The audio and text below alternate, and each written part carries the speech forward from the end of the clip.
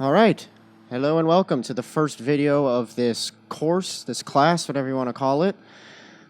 Today we will be discussing rhythm and how to properly count through your music, as this will help you with your timing in both the technical and the lyrical piece and in your music in general.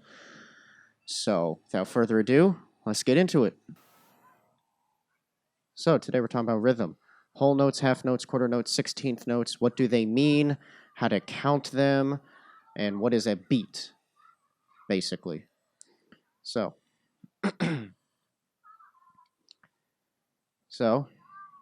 first note we're talking about the whole note. The whole note looks like an oval. Whole note lasts for 4 beats.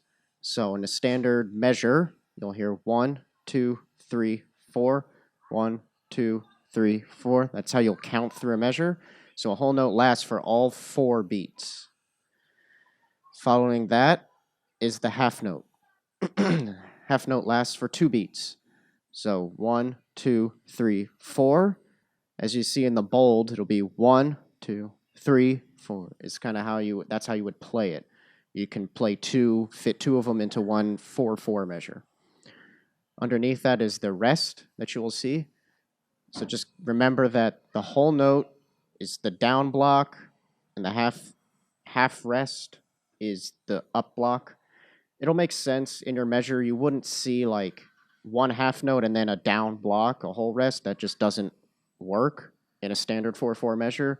So again, counting through your measures and making sure they all add up makes sense, but just remember down whole, up half. All right, next is the quarter note. Quarter note just lasts for 1 beat, a quarter of a measure. That's how you should think about it. So 1, 2, 3, 4. Every one of those is a quarter note. And underneath it is the quarter note rests, look like little squiggles. Then we have the 8th note. This is where it starts getting a little more complicated in how you're counting and how you should be thinking about rhythms and note lengths. So again, if you stick to this 1, 2, 3, 4 counting, that gets you the quarter note. An 8th note is half the length. So counting 1, 2, 3, 4 is not enough. So we need to include an extra syllable. And a lot of time you'll see this symbol and. So 1 and 2 and 3 and 4 and. And that's how you would count through the 8th notes. Every single syllable that you say is a note. So 1 and 2 and 3 and 4 and is an 8th note. And then here are the 8th note rests.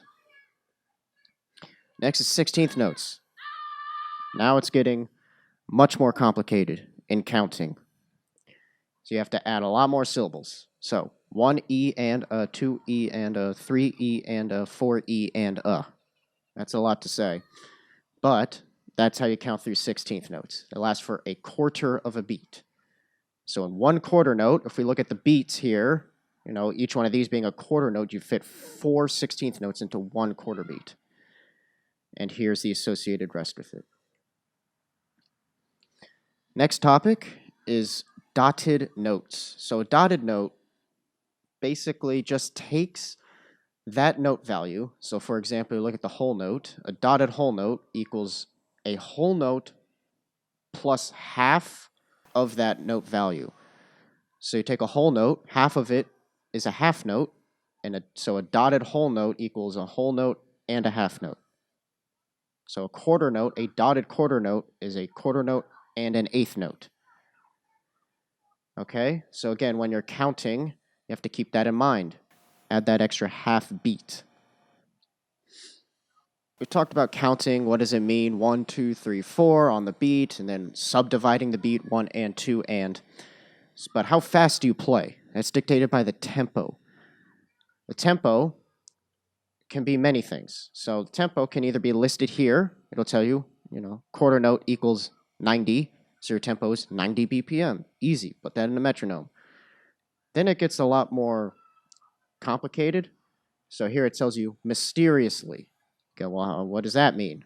But they also give you a structure, 112. So, okay, you play mysteriously at 112 BPM. So I know that. I don't know what that means, though. And then you get to this. Andante tres expressif. What does that mean? I don't know. Give me a number. There's no metronome where you can plug that into. So that's kind of where this chart comes in handy.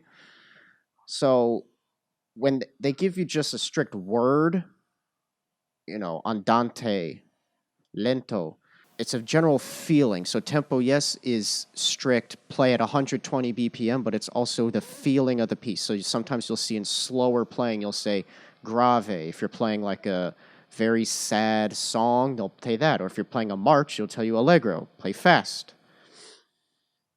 And so here's this chart. It kind of breaks down roughly the tempo. Again, this will be set by your band director mainly when you'll see this kind of stuff, or if you're in like a small group, like a brass quartet, brass quintet, trombone ensemble, or whatever, someone will decide. So if it says andante, whoever's leading the group will say, okay, I want it to be at 90.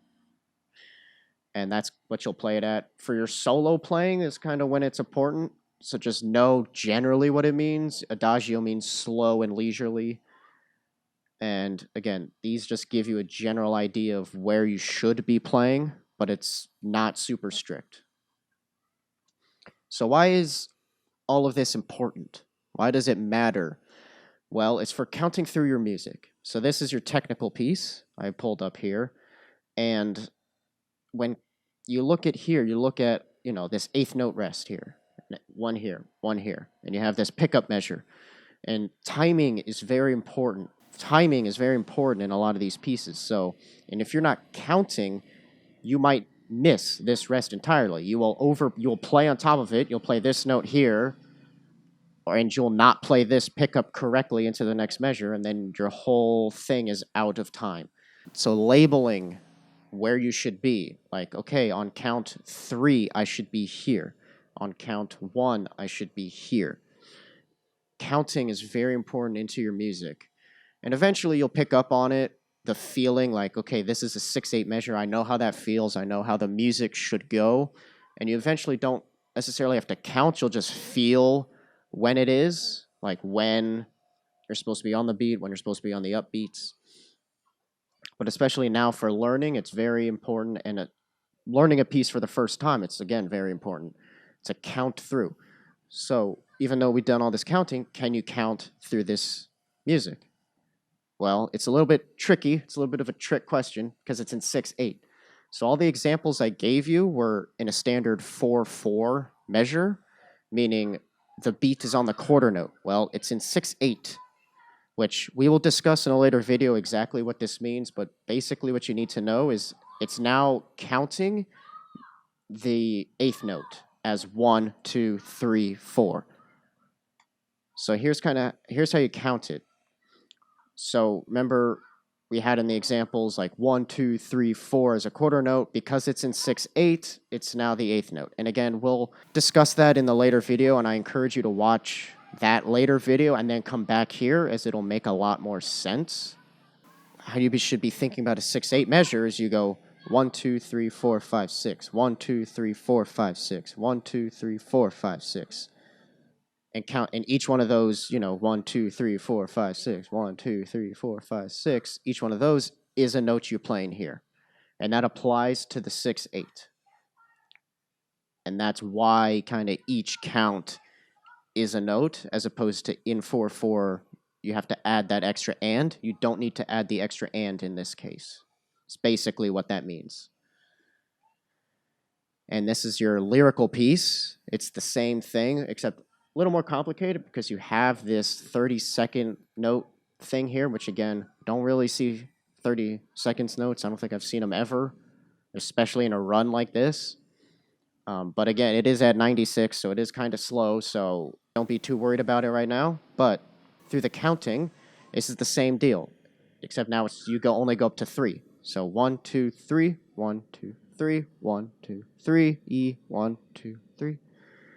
So counting through, knowing your length. So even though this is a quarter note, a quarter note equals 2 eighth notes. And because this is in 3/8, you can only have 3 eighth notes in a measure. So this will cover 1, 2, and then you'll have a gap at 3, and then 1, 2, 3, 1, 2, 3.